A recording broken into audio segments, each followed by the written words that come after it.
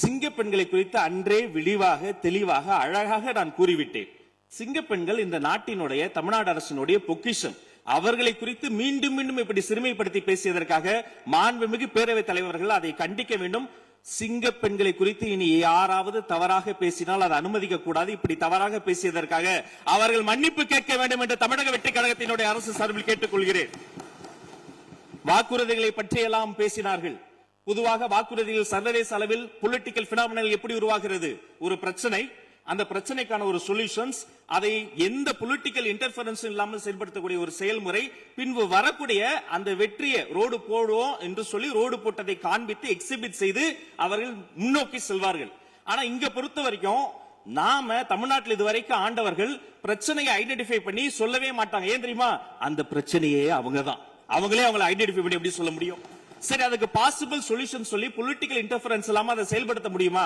ஒரு municipal councillor தொடங்கி மாண்புமிகு அமைச்சரினுடைய வீட்டில் இருக்கிறவர்கள் வரைக்கும் கமிஷன் மீது கமிஷன் அடித்து அந்த ப்ராஜெக்டே முடியாது. கடைசியில் எதை விளம்பரம் செய்வது?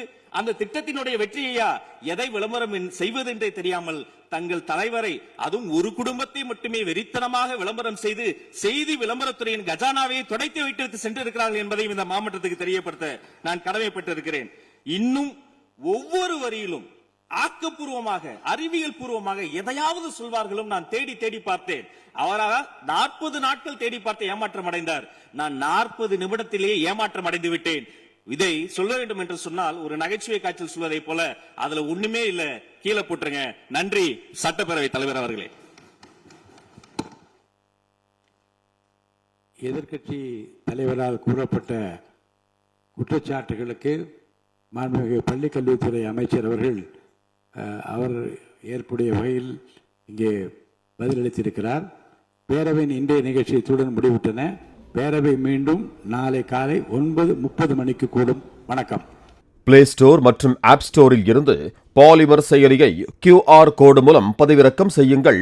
செய்திகளை உடனுக்குடன் பெறுங்கள்.